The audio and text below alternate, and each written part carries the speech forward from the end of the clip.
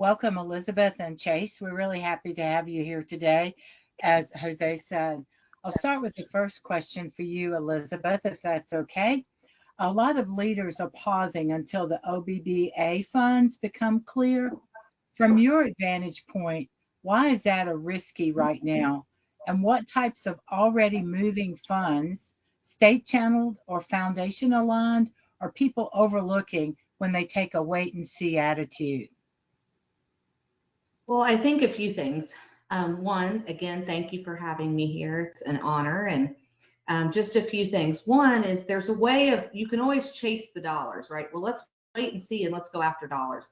That's never been my approach to grants since I started writing them at age 19. My approach has always been, I want to have my strategic plan for my organization. I want to know where I'm going as an organization, and then I'm going to find dollars to support that. And that's what I think is really important. Funders want to support projects that are already shovel ready, that you already have in the works. You already have partnerships that aren't just new to go after funding. Those are partnerships that you've been working together for 3, 4, maybe 40 years, and you can show that. So I think having all of that is really important. The other thing is, just this year alone, we've gotten our healthcare clients, including hospitals, rural health clinics, and FQHCs, money from many foundations. And there's places you wouldn't even think of where there's foundations. And I know we're going to get there a little bit later, but many foundations. The other thing is there's a huge amount of money that is through opioid settlement dollars. And we were just awarded some of those last week. Earlier today, we were writing state grants. There's state grants open right now in Tennessee, North Carolina, and Texas. So, I mean, just today I've worked on 3 state grants that are open.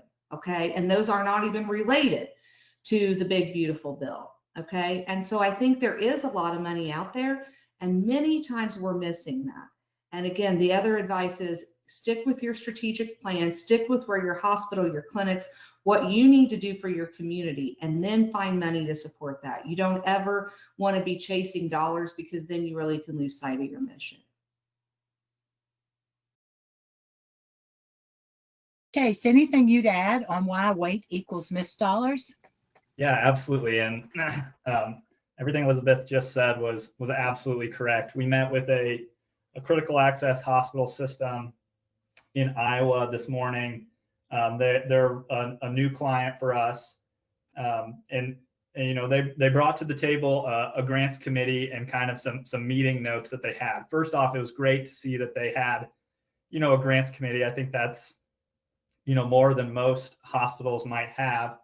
But they came to the table with a lot of opportunities, what they wanted, kind of some strategic objectives.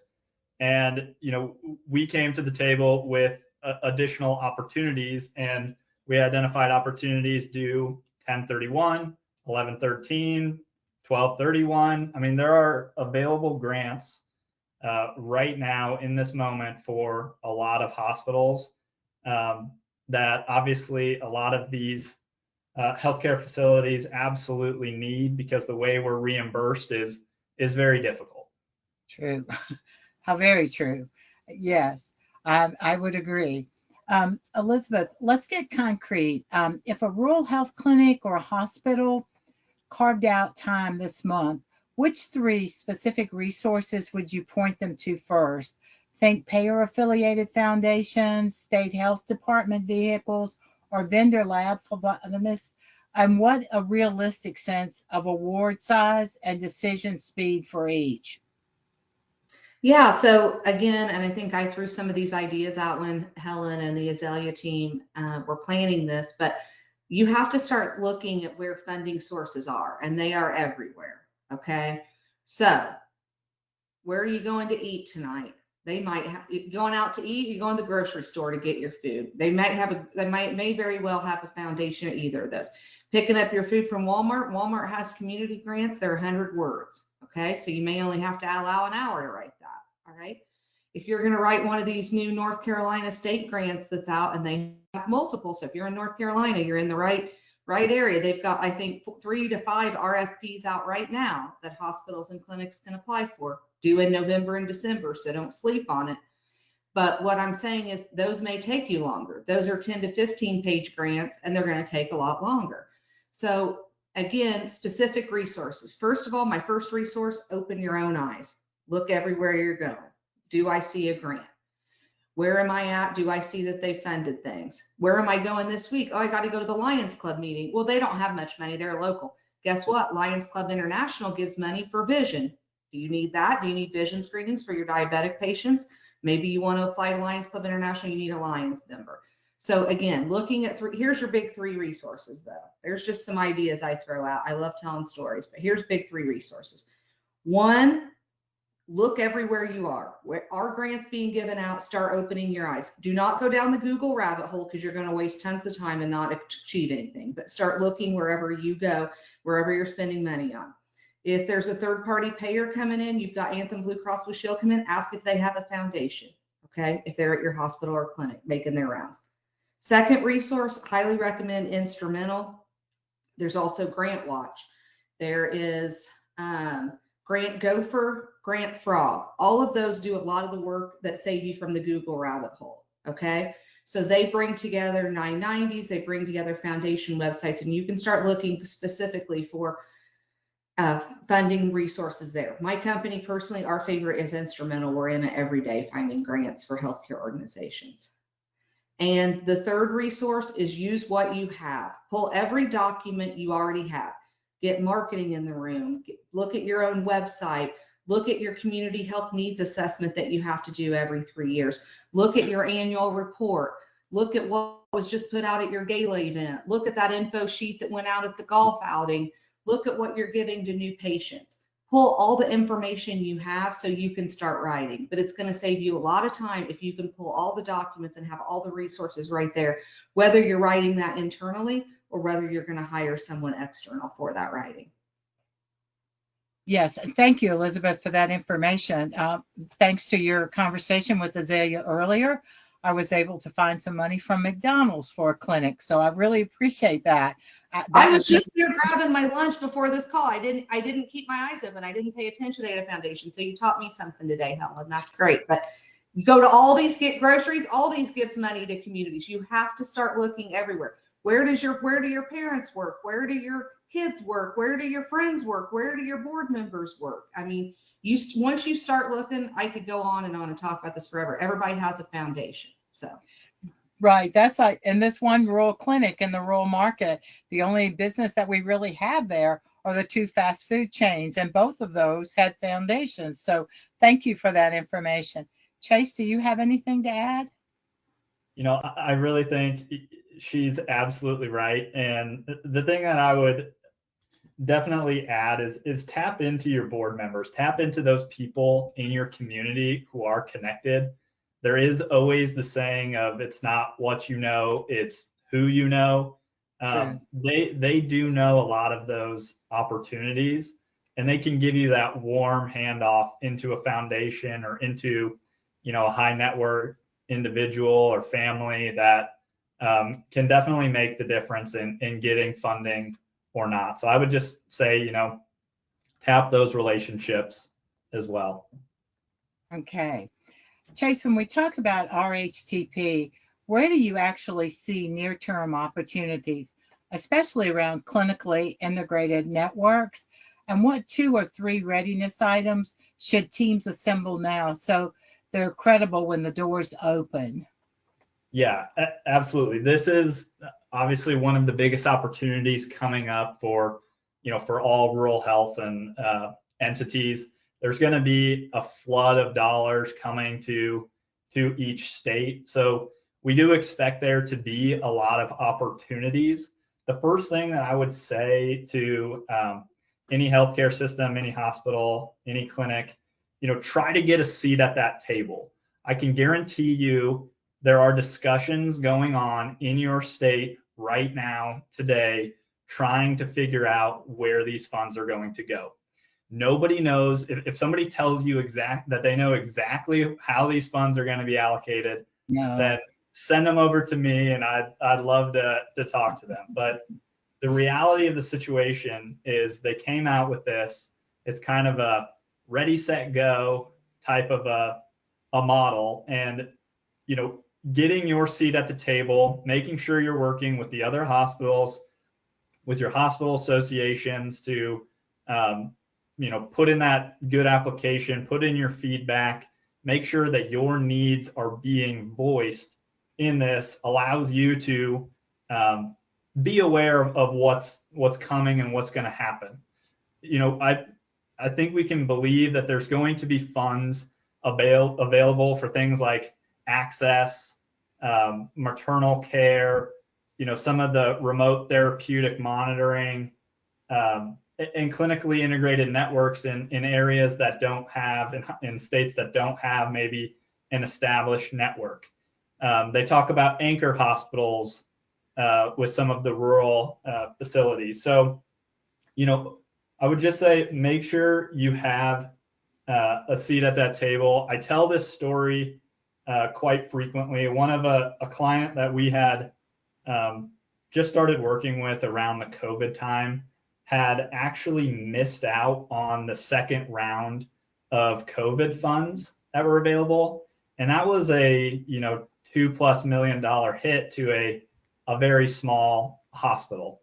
And so the reason why I bring that up is this is kind of one of those times where the government is going to give money. We can all agree that there's going to be some sort of money coming to the states, and making sure you have somebody, aware, tracking, keeping up with all of the things so you don't miss something as easy as putting your name in a hat so you can get, $2 million from the COVID funds. So, those are a couple of things that I'd make sure you're ready for. Okay. Elizabeth, do you have anything to add to that, or that you'd like to add?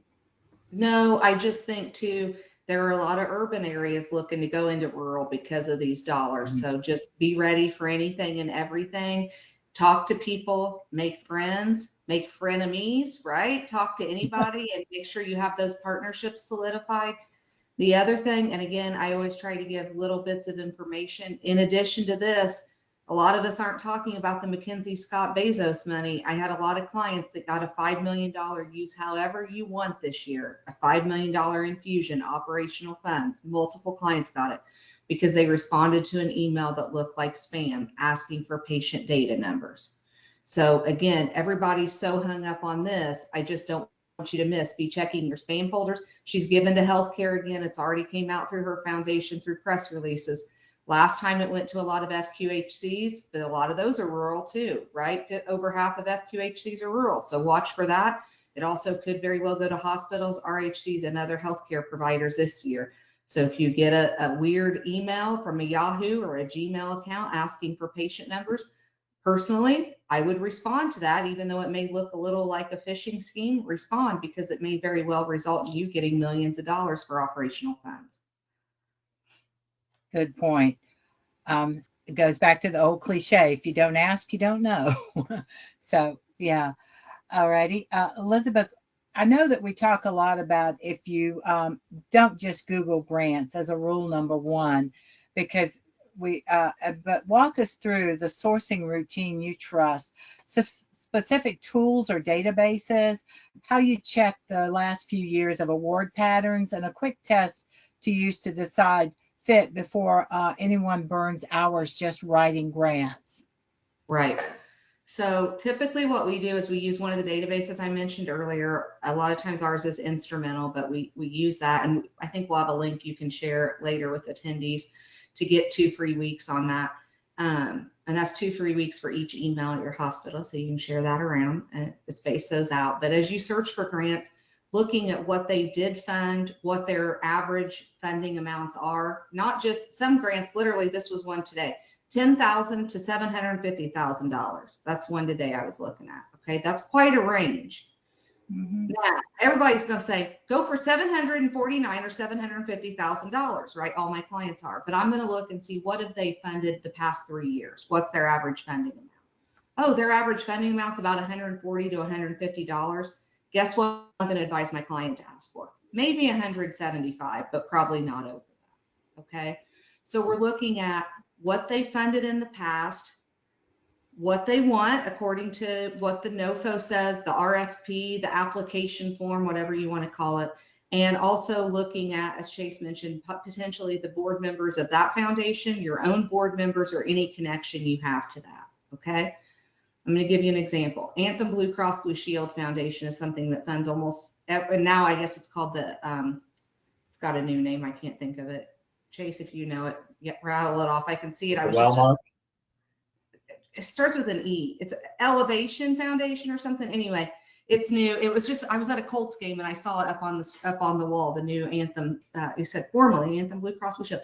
Make sure you're talking to your local Anthem Blue Cross Blue Shield rep, okay, that comes to your facility, so they know you're applying. They may know of someone there. Reach out to the person on the application too if you have questions. Make sure to do that. Some other tools. Just talk to your board and find out who people are connected with, right? I live in Indiana. I'm a proud Hoosier. And one of our big funders is, of course, a certain person that you may have heard of named Eli Lilly, okay?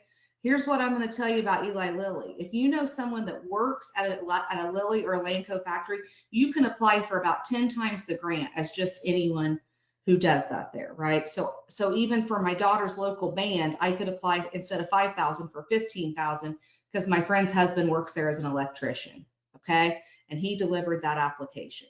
So little factors like that make a big difference. And the other thing too, this is a big deal. You'll see it, and let's just say, for example, that you see a grant and you're like, well, it's due October 31st and today's October 30th. Out, I'm done. Just throw this in the trash. No, you really need to develop a grant calendar, grant planning, because probably that same foundation or the state or the opioid settlement or even the federal government, under typical circumstances, around the same time next year, they're going to put out a similar funding opportunity. Or sometimes it's every 2 years, sometimes it's every quarter. But even if you miss one deadline, watch for their next deadline and be on top of that. Be ready. Put it on your calendar. Because I will tell you, there is a difference with grants written in 2 days and grants that you've planned out for 2 months or 4 months or 6 months, and you can really build an amazing, strong application. So again, we always tell people, even our clients, if you send us something and it's too late, that's great. We still want it because we can put it on the calendar and we can be watching for that. Also, one we're watching for right now, we've talked about McDonald's, KFC Cares. They're one of the only foundations that funds mobile units. It's one of my most requested items. Every hospital clinic I have, everybody wants a mobile unit. You have KFC Cares. If you want to go eat Kentucky Fried Chicken tonight, check out their foundation. In a lot of the restaurants, they do have pictures of things they have funded. That's one we're watching to be announced too. And how did we find out about that? We saw it a week before it was due. We couldn't get any deadlines in then, but we have since been able to hit some of those deadlines. So again, looking everywhere. I'm trying to make sure I addressed all your questions. So again, looking at the awards, also making sure you qualify. And I'm going to tell you this. If you have to call the funder, if I got to call Helen at such and such foundation and say, well, I think I might qualify because we serve about 10 patients over the county line, and I think we might get, if you've got to call and get special permission to even apply, this is typically our advice. It's probably not worth it. Okay. If you're a super urban healthcare facility and you've got to open 4 rural health clinics in order to qualify for the big, beautiful bill money, it's probably not going to be worth it unless that was already part of your strategic plan to begin with. So again, look, make sure you qualify for the grant. Are you in the right geographic area? Do you have the right status with the IRS? Do you have board members that qualify or that don't preclude you? But again, if you have to call and ask and get special permission to apply, chances are they're going to reject that application. And states are the exact same. I can tell you, I've worked in state government. If people had to call and get, we would always say, yeah, go ahead and send your application. But I can tell you, usually those were not successful. So focus on the applications that you do perfectly qualify for and you have the greatest chance of success. Okay. Chase, would you like to add anything to that? Yeah, just one small, very obvious idea or maybe tidbit. You know, the average tenure of management at a rural hospital is very low. If you look at it, it's like 3 to 4 to 5 years as an average tenure of a CEO. So really what I encourage a lot of prospective clients to do, or clients to do, is if you're a 501c3, you can go back and look at your 990s and look at the people who have funded you in the past. You know, maybe there were some foundations that the previous CEO or CFO or any form of administration had connections with. You can actually go back. There's a website called ProPublica. You can go back, review your 990, review the grants you were awarded, and say, hey, I would probably guess those are going to be, you know, some opportunities going forward. So it's kind of looking at your historical funding. I know it sounds silly, but you know, some things are missed with the transition of management, and opportunities can exist from historical funding avenues as well. No, I agree. Okay. Elizabeth, could you spotlight the overlooked paths like pro sports foundations, civic clubs that ladder up to national or international arms, where rural providers have actually landed healthcare dollars or in-kind support, and what's a sensible first approach looks like with them?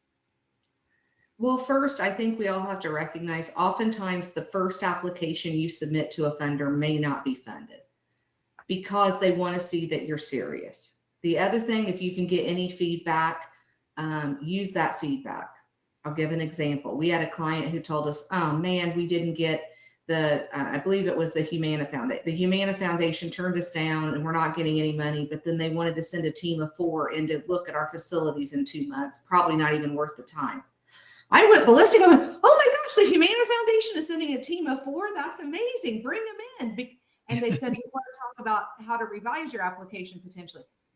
Where my client was all like, well, we didn't get any funding this cycle. I'm going, yay, you're going to be ready for the next cycle.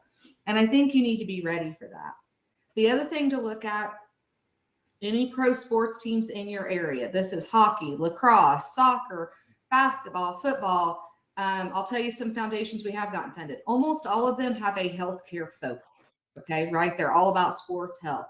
We've gotten money from the NFL 360. We've gotten money from the Colts Foundation, Pacers Foundation, Kansas City Chiefs Foundation, and we just got money from the Mahomes Foundation. So don't just think, oh, it's the team. Also, many of the others. Peyton Manning has a foundation in Indianapolis. Patrick Mahomes, the Mahomes Foundation, has a lot of money in Kansas City, Missouri. There's tons of, again, it goes across the entire country. We've got clients in 46 states. Hawaii has pro sports teams. We were able to tap into some of those. I mean, you name it, you know, think where there is money and people focused on health. So definitely apply to those and consider that. Look into those. Another thing is always look into your accounts payable. Where are you spending money? Involve your accounts payable team. Those people probably have grants and connections. As a grant writer, I'm never going to find out about a Cardinal or McKesson grant, but if I talk to my local Cardinal or McKesson rep, they do have foundations there.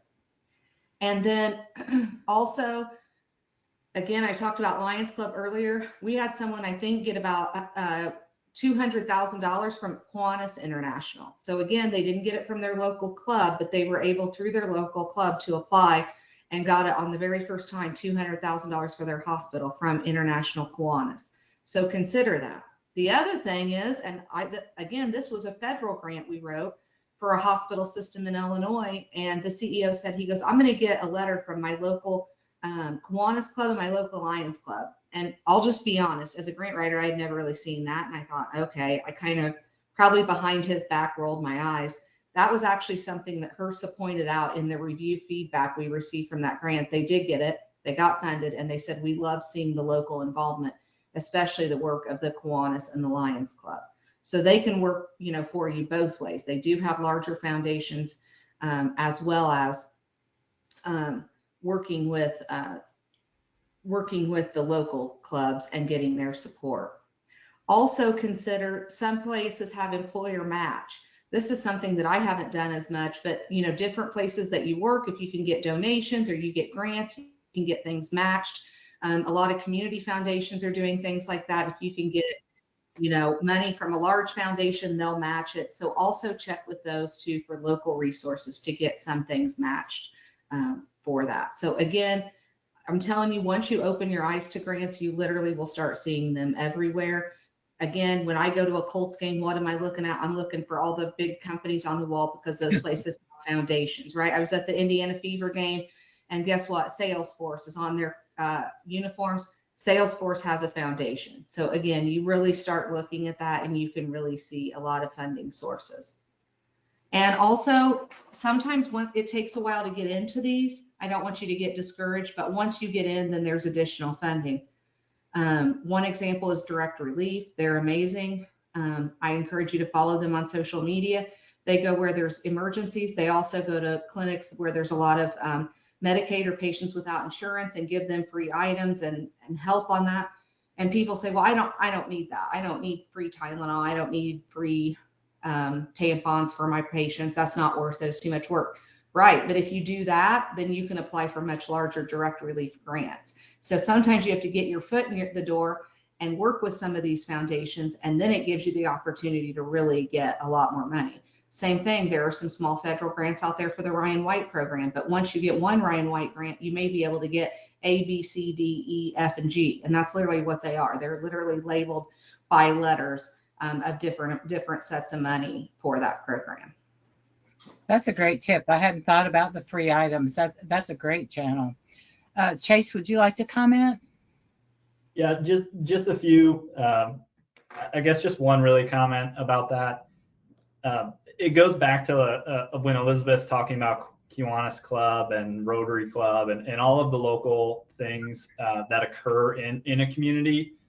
One of the things that we think of as maybe our secret sauce or something that we think really helps stand out an application from all the rest is getting the letters of support from your community.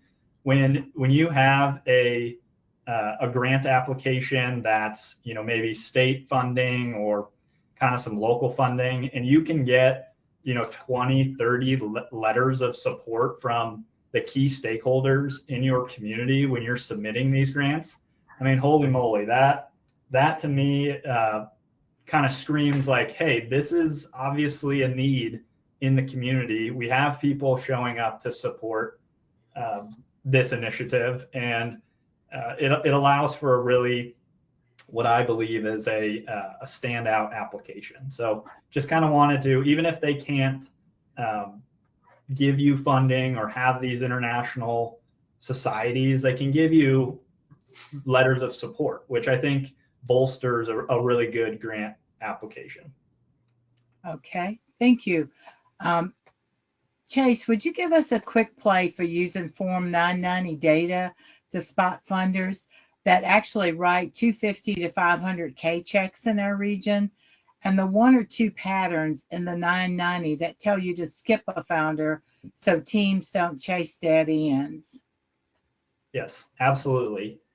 So for those that aren't familiar with the 990, that's essentially the tax return of a 501c3 or a nonprofit organization.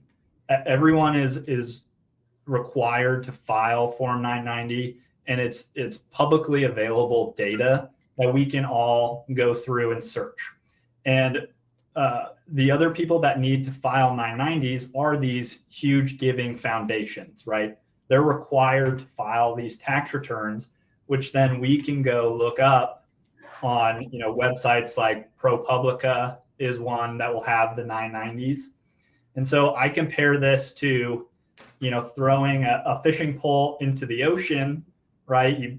If you're in the open ocean and there's no fish around, you're probably not going to get any bites. But if you're looking in a barrel full of fish, and you put that pole in there, you're likely going to get it. And why I compare it to like that is because you can kind of reverse engineer, reverse search these grants, right?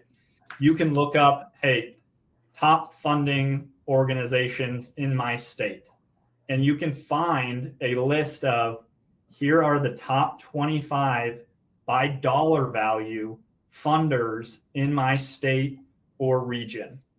And so what we do with that is it's like, okay, if they have a pool of $250 million to give out, there's a higher likelihood chance that maybe we're going to get a little sprinkle here and in there. And so it's kind of reverse engineering, looking at some of these extremely large grants and saying, hey, are we eligible for them, and can we apply for them? So it allows you to kind of reverse engineer these opportunities, and those are going to be when you have funders that fund hundreds of millions of dollars a year, their overall individual grant size is going to be larger. It's kind of the nature of having more money, having a bigger foundation. There's going to be more opportunities. And so, kind of to answer the question about, how do you skip a funder? So the biggest thing that I would say that hospital systems and healthcare systems understand and need to understand well is, what type of entity are they? That sounds like a silly question, but a 501c3 compared to a county-owned governmental entity are two very different types of entities. And on the website, the very first eligibility check we always look for is, okay, is it just 501c3s that they fund? That's the most common, that 501c3s, or do they also fund these governmental entities or county-owned hospitals or city-owned hospitals? And so those are kind of like the very first thing, like, hey, am I eligible from a entity type standpoint? And then you can look at, okay, what is the mission of this foundation? What are they funding? Are there rural health opportunities? Is there health and wellness opportunities? And you can go through on that 990 search and look at all of the hospitals, all of the grant recipients that they've given out in a given year. It's listed there on your form, on their form 990. So you can say, hey, this hospital looks a lot like our hospital. That probably means our hospital would also be eligible. So those are kind of things that I think are important when you're trying to reverse engineer, when you're first trying to get started in finding these grant opportunities. It's like, you can start with the biggest opportunities, look for the most amount of dollars, and kind of work your way, down that list. It's just another trick and tip to finding these grants. Elizabeth, any nuance you'd add for hospital versus clinic use cases? Just one little thing, which is he talked about, do county hospitals qualify? Also, your foundation may qualify. Your guild may qualify. So think outside the box. You also may have a partner that qualifies, right?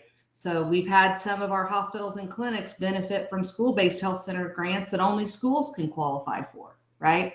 So that partnership is key, because then it benefits not only the school, but also the rural health clinic that's in the school, or the hospital that's in the school, or both. So again, just keep thinking of that. And here's the deal. I don't let any barrier stop me, as you can probably tell. If they say I don't qualify for this, I'm going to try to figure it out. And again, I'm going to try to make sure, I can't reemphasize this enough, which is why I'm saying it's part of our overall strategic plan. It's part of where we wanted to go anyway. And it's part of where our community health needs assessment says we need to be serving and meeting needs. Then you can really get the money. Okay.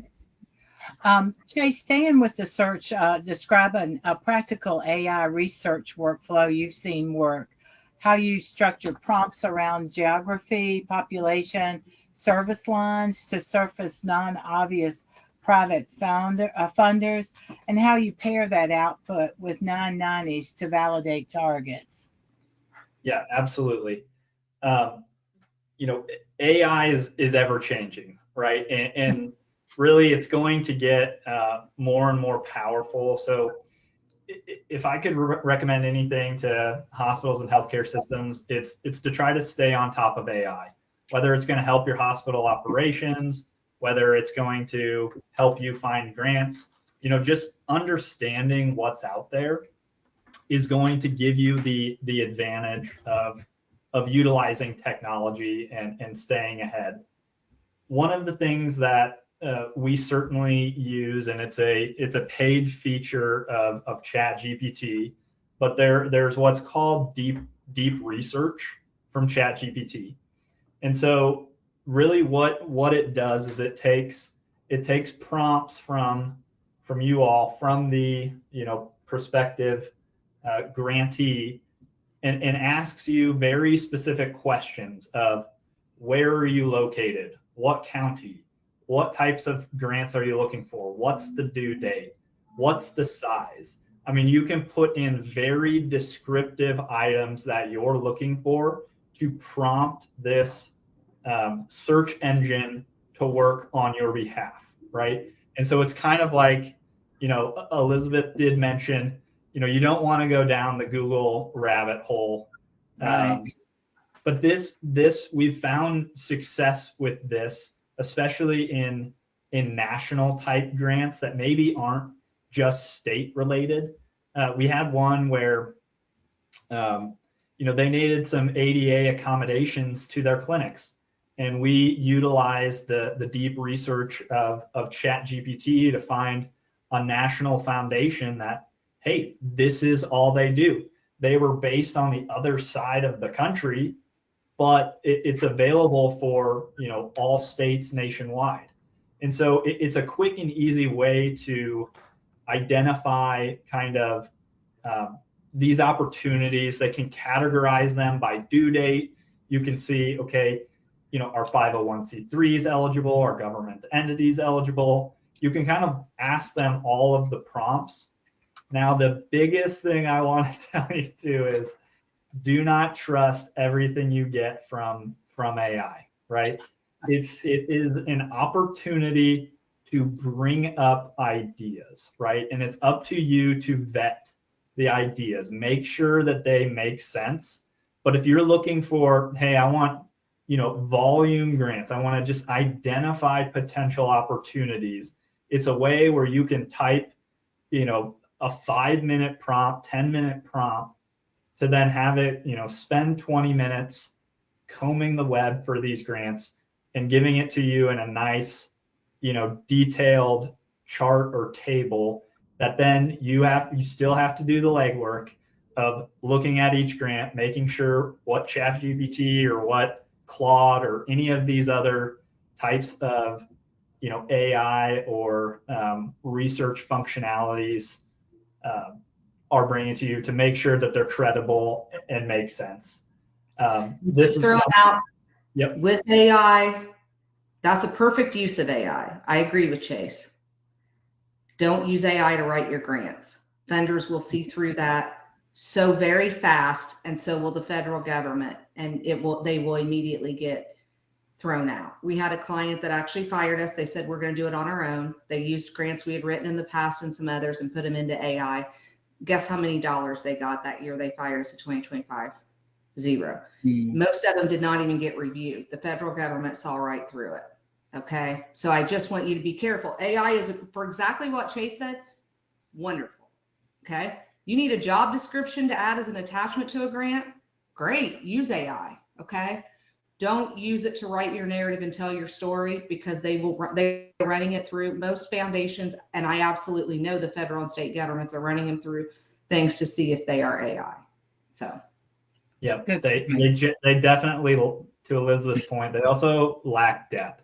Like you can, any experienced writer, any experienced healthcare personnel can understand what a prospective piece of equipment might be used for, and actual use cases in a rural health setting or a hospital setting versus what the internet is going to say about certain types of equipment that, yeah, maybe you use that for large urban hospitals like that, but it just lacks the personal depth and ability. And she is exactly right. If you don't think the foundations and the federal government are wisening up as well, there are prompts that run, they copy and paste your grants, put them in to identify this AI. So it is always best to, you can utilize these types of features to organize thoughts. That's one thing that we like to do, but the actual writing itself and some of that depth, we truly believe, unless it continues to get extremely better, it really comes from, the human and the actual, people that are boots on the ground day to day. That's why we think we have such an advantage. Is we are, not only writing these grants, we're day to day living the rural health critical access hospital challenges that truly speak through a grant application. So make sure you're putting your own perspectives and challenges that you're having into it, because that's something that AI is not going to be able to figure out. Okay. Elizabeth, tell the story of a decline that turned into a site visit. What signals from the founder told you to stay engaged? And what did you bring to that visit? Data points, community partners, early outcomes that positioned you to be ready for the next shot? We've had this happen multiple times. We've had it happen with family foundations, local ones in Texas. We've had it happen with Humana and Anthem Blue Cross Blue Shield. And we've also had it happen with actually USDA funding too, where they may say, no, we don't have funding now, but we would like to come out for a site visit. When you have your funders on a site visit, you want to roll out the red carpet while staying in regulations. If it's USDA, don't offer donuts. They can't eat your food. That's government, okay? State and federal government, you can't offer treats to. Foundations, you can. But have your A team there. Be ready to, make sure the place is clean. Make sure it's top notch. Make sure you still have patients there. I've had people close down the place because we're going to have a funder come in. Oh, no. They want to see the patients coming in the door. They want to see the impact that you're having. They want to see, and they want some basic data. Tell them the biggest healthcare issues that you're facing. Is diabetes your number one? Is it heart disease? How are you addressing that? Maybe have one of your providers step out of a room for 5 minutes and talk about some of the patients that they've served, especially if it's in regard to what that specific funder is wanting. So again, back to Chase's point, look at what they funded.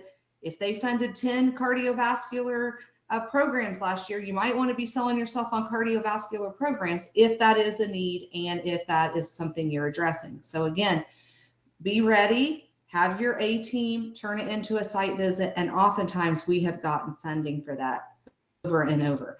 And also not just your fund, not just the foundations and not just the funder foundations, but many of them have separate ones. So like Centene has a separate foundation for their Medicaid managed care entities. So watch that. If you're taking money from the MCOs, MCEs, or whatever, they also sometimes have separate money they have to do. So again, take any opportunity to get to know people in your community and to make those partnerships. Also, maybe you want to invite a board member in, not your board member that's going to say something that's going to be inappropriate or he's going to talk about himself for 50 minutes. No, not that board member, but the board member who's going to speak to how great impact you're having on the community and your great partnership with the school, etc. Okay.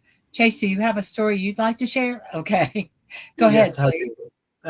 This one to me is very important, and it's, if you have the opportunity to host any sort of political party to your hospital, albeit a state legislator, a federal legislator, any sort of person that's doing kind of the hospital tour, I highly recommend that you accept or even reach out to your representation to have them come do a site visit.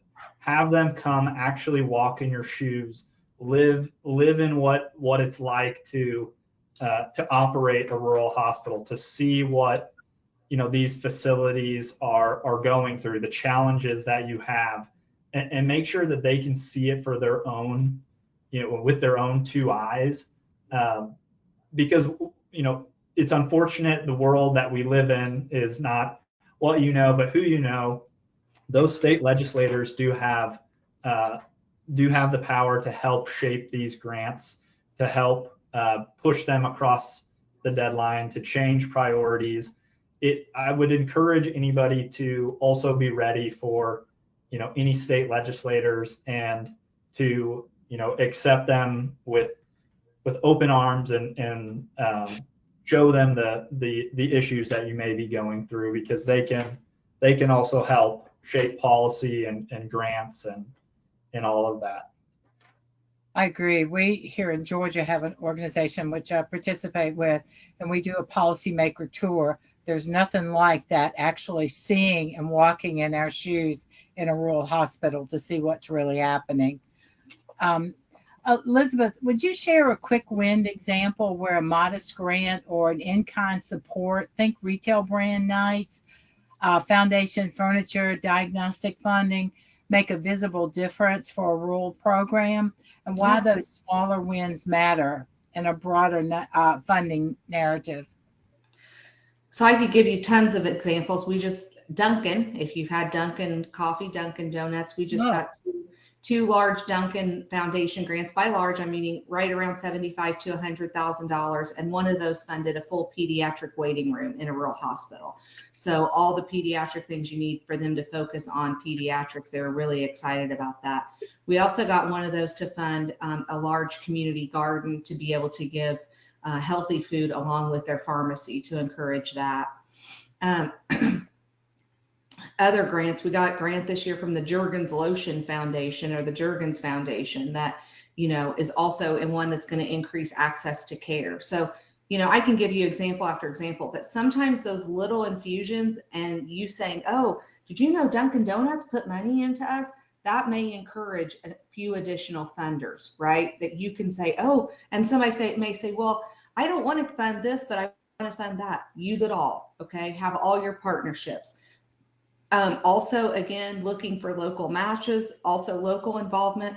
And here's the other thing. You want to know how I funded my very first mobile unit? One is I got a grant for the mobile unit at the time, but I couldn't pay for any staff or any supplies, which is a problem. I had a mobile clinic before they were cool. This was in 2012. And I had no way to pay supplies. You want to know how I had that mobile unit though, Chase? That's that person. I had a friend named Senator Dick Lugar, who was in the legislature, that helped me get that because he had been to my facility multiple times. So there you go. That was in 2011. He helped me 2012. We got that funding, but you know how I did it? I NASCAR'd that unit out. So I got the local hospital. I got a local managed care organization with Medicaid, and I got some other local funders, and I put them on the outside of my mobile unit. So they had a walking billboard. So again, also think outside the box. Those weren't grant applications that I wrote, but it was funding that I received to be able to pay for my nurse practitioner and my staffing areas. So if NASCAR can do it, Betty, my health center could do it, Yeah, I just recently have a clinic that I'm working with in rural Georgia that we went to the county commissioner and asked for payment for our electrical bills, there you things go. like water and so forth. Hey, you don't know till you ask, right? So we got it. So it was great. Chase, do you have a comment you'd like to make on that? I guess going back to your electricity and some of those opportunities, I do want to make sure that I bring this up at some point. It's not 100% grant related, but it really kind of is, because there are funds out there and available for you for things that you may be doing or maybe could optimize more. So like, as an example, there are firms that will review your electrical spend with your energy company, and you could be on the wrong grid, right? And they'll work with you to get those funds back. We've seen hospitals get some of these funds back through being on the incorrect energy grade for 5 to 10 years, and it comes out to be very sizable dollars that come back from these companies. The other thing that I do want to mention is, and this only really pertains to critical access hospitals, but a lot of times there are funds sitting in our already previously filed cost reports. These are everybody loves the idea of grants, and that's kind of the shiny picture, but there are operational things out there that have money available. The last two grant contracts we won, we partnered with these grant firm or hospitals to write grants. But then the very first thing we did was also look at their cost report. That's publicly available data. Both of those hospitals got over $400,000 in additional reimbursement that came as a check to them. And so it's another way of finding these funds. And those cost report funds, once you file it, come anywhere between 30 and 45 days on average into your bank account. So it's just an opportunity. You kind of jogged my memory at that electrical, discussion, but I just wanted to make sure I brought that up. And you can get more money for your RHC rates, FQHC rates. Make sure you're doing 340B. Make sure your swing bed patients qualify for 340B. Reach out to me at any time. Helen can connect us. I go in and I can find money for people. That's what I do. Like, it's so fun. So even though we're talking about grants, I know we want to have questions, Helen, so I'm going to be quiet, but I just wanted to throw that out to make sure and if you're not capturing referrals from your rural health clinics or provider-based clinics for 340B, you're leaving hundreds of thousands, if not 7 to 8 figures on the table. So please consider all that too. Yes. Guys, I have learned so much today, and I know everybody else has too, but there's so much more that we could go on with, but I would like to stop and let us take some questions from our participants today. But personally, I thank you both so much for the information. Jose, you want to check for questions for us, please? Sure. I was actually going to let you all just continue on. We're getting I know, it was so good. This is fantastic. Ms. Helen, if you've got 1 or 2 more questions, I think we'd get a lot out of that if we just kind of finish those off. Okay. And for those that may have questions in the chat, we will certainly respond. We apologize for not getting to the Q&A, but we will respond via email and make sure that every question gets answered. Okay. Well, great. And we may go a minute or 2 over time, but let's go ahead and cover all that information. I think it's been fantastic. Okay. I'd like to just kind of jump to this one real quick, because I know for me personally, I see this a lot. When the first cycle rejections, they're always common, as you said, and I try really hard to convince my folks that this is going to happen. So be prepared for it. So what does a discipline apply again strategy look like? How do you capture and review as feedback, adjust your scope or metrics, and demonstrate momentum so visions 2 lands differently? Yeah, I think important. Yeah, I think one, for federal, you do get feedback, review that. There's a new key with federal. It used to be strengths and weaknesses. Now it's strengths met and weaknesses. Met is just a nice term for weakness. So don't think met's a good thing. If you serve on a federal review, that's bad.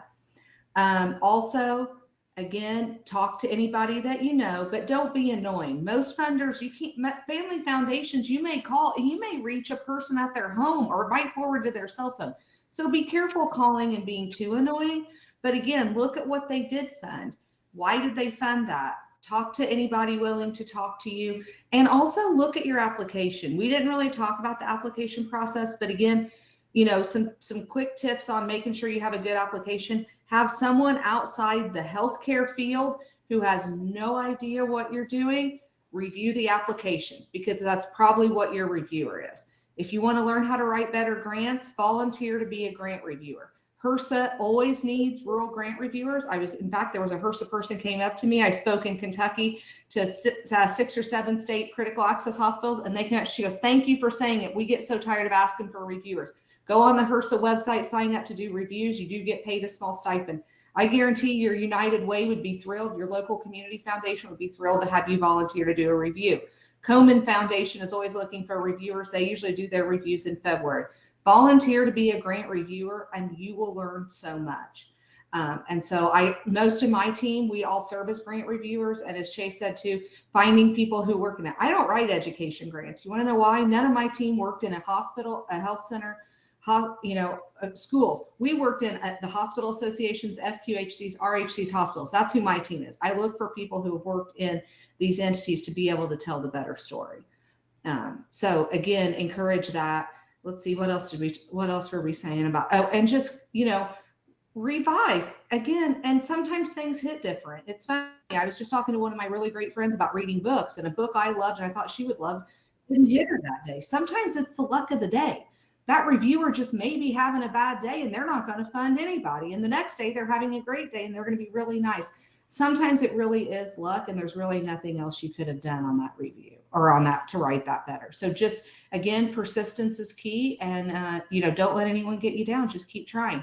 But also, if you try 5 times and you don't get it, give it up. We've had some foundations where we're just like, we're not going to write for that anymore. We don't have the trick for that foundation. We're going to steer clear because we have written for it multiple times and not had luck with that. Chase, would you like to add on to that? I see you nodding. You obviously have had experience with that as well. Yeah, of course. I guess I know we're getting close to time, but I guess just, one thing I want to make sure I bring up is update your grants.gov accounts. Make sure you're in the ballpark to be able to apply for these grants. It does take time to get, the approval, to get your UEI number, to get, some of these federally issued numbers. Like, start that process now. So that's just taken care of when you go to apply for the grant. Last thing you want to do is be under the gun trying to register to be able to get funds. So Want to be respectful for you guys' time, but if you have time for just one more thing, I think will be real interesting for us. If we could just talk about, Chase, from you, a 60-second checklist of documents that they need to keep year round to be ready when they do go to apply for grants. So it's not such a overbearing project trying to get that data and information together. Yeah, so make sure you have access to the databases. There's grants.gov accounts, the sam.gov accounts. There's the SAMHSA accounts if you're looking for some of those types of grants. Just make sure you're registered with all of these federal grant companies. It does take several days, if not weeks, to be registered. So if you're in a tight window, just make sure you're getting that done as early as possible. Typical things they're going to ask you for are your entity type letter, so your 501c3 letter, your letter of good standing from the state. They're going to ask for budgets, so make sure you have budgets for a project in your overall hospital or healthcare system budgets. They're going to ask for audit reports. They're going to want to see multiple years of those. If you're asking for a specific project or equipment, they're going to look for those project descriptions, right? They're going to want to know, okay, what are you applying for? And to have that ready to go beforehand is really beneficial. And then finally, if you're moving down the line, if you need something, go ahead and get quotes. The idea of something is only worth so much. Having physical evidence to say, hey, this is what we want. We're very serious about this. Here are the quotes we've gotten from vendors of equipment or things like that. To be ready to say, this is a very serious application. We're going to do this. We need your help. Have those items ready to go for your next funding opportunity. Okay. Elizabeth, if we could just real quickly, looking at 2026, I'd like to make a case for being USDA ready, where those dollars realistically align with rural care, and how potential tweaks to the definition of rural could change that. I think that's something we're all waiting to hear. Yeah, I mean, they've changed rural definitions since I started working in this field, I think about twice a year, it feels like. Also, they're changing the HIPSA and the MUA designations. That's actually all being done by AI. So if you think the government's not on top of AI, they are. So be ready on that too. They will check that, as I said earlier. But watch for that. Watch for the rural designations. USDA, word on the street is they're going to be having some more healthcare money. So be ready for that.